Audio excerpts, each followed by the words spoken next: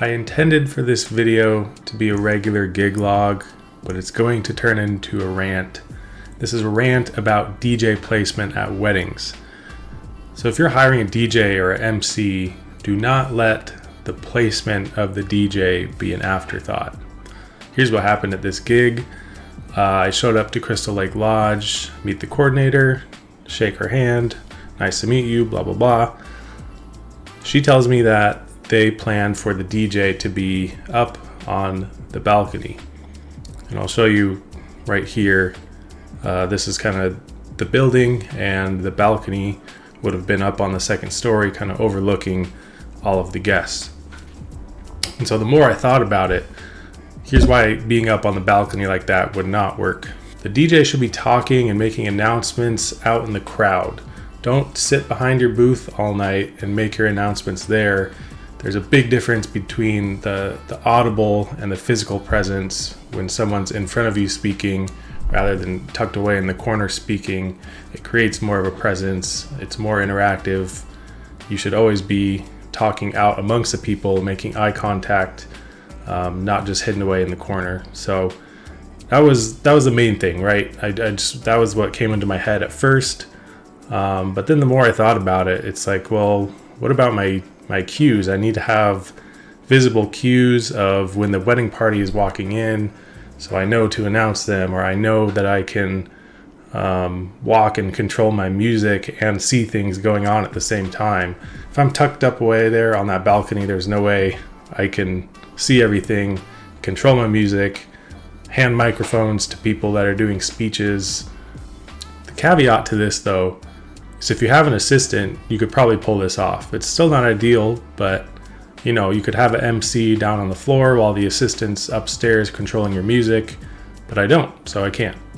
So I ended up having to advocate for myself to put me on the ground floor. I had to squeeze into this little corner, which again, it didn't look great. One of my speakers was like blasting right into these poor people's faces that were eating dinner, while the people at the other end of the room probably had a hard time hearing it, because you got to find that balance of making sure everyone can hear you while not pissing off the people that are right next to your speaker. So that kind of sucked, but it is what it is. I had nowhere else to go. And if you're a wedding planner, or you're planning your own wedding, or you're a venue coordinator, or someone else, anyone other than the DJ, basically, like I get it. You don't think about these things because you haven't done them. I'm the only one that has done them. Therefore, I should enlighten or teach people that I need to be in certain places so I can do my job efficiently. So just something to keep in mind. Whether you're a planner or a DJ, know that the placement of where you are really matters, not only for the sound of your speakers, the sound of your music, but so you can MC efficiently, interact with the crowd, and see everything that's going on. Please don't tuck the DJ away up on the second story or in a corner where he can't see stuff. These are the reasons why. So because of all this, I was a little thrown off on everything that was going on. I didn't get a lot of good footage for this gig log. That's why I'm turning it into this rant. But yeah, when setting up, like, the catering people were pissed off because I was in their way. And it was a tight squeeze. There was probably too many more people in that building than there should have been. But that's the life of a mobile DJ. You gotta work on the fly with these type of problems that come up and know how to handle them efficiently and professionally. And that's part of the game. With that, we'll get to the gig log. Hope you guys enjoy.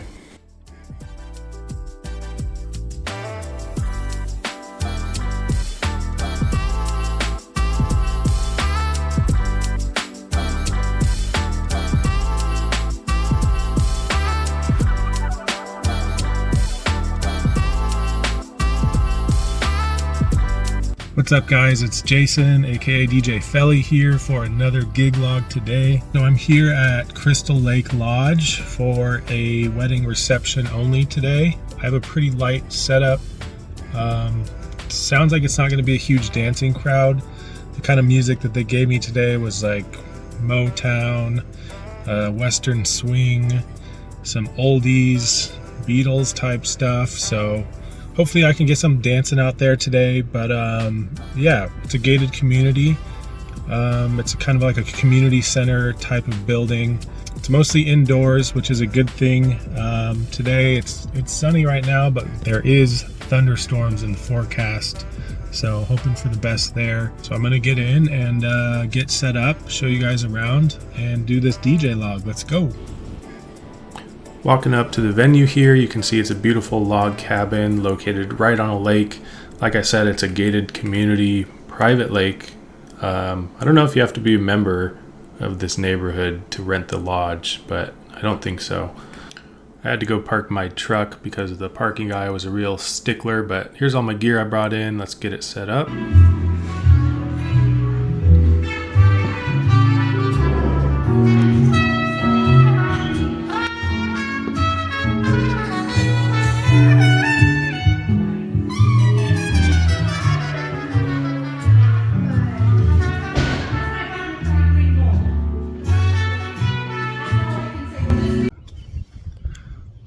As you can see, beautiful lake, a private community lake.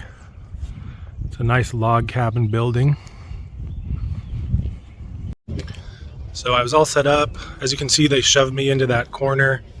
Not ideal, but they also wanted to put me upstairs on the balcony, which was unacceptable. Not doing that. How am I going to be interacting with the crowd and controlling my music and passing mics all at the same time? So I urged to get me into that corner and see how it goes.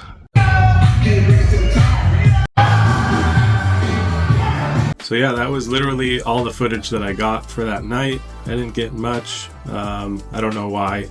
I do have an Insta360 camera that I just got, so I'll be setting that up and hopefully get some more footage of dancing and setups and stuff like that. In terms of this gig, I thought it went pretty well, considering I went into it not thinking it would be a dancing crowd. I ended up just playing a lot of my classic wedding hits that were pop related. They didn't really want rap or like big rock 80s and 90s hits. And those always do pretty well at weddings, like rap, hip hop, 80s and 90s rock, but they didn't want any of that. They didn't want Madonna. But I still had pop, and so I used a lot of pop songs and pop remixes and edits, and it went pretty well. So, like I said, I'll be getting more footage next time. Thank you for watching. If you made it this far, please like and subscribe my channel for more incoming DJ gigs and more. Thank you. Later.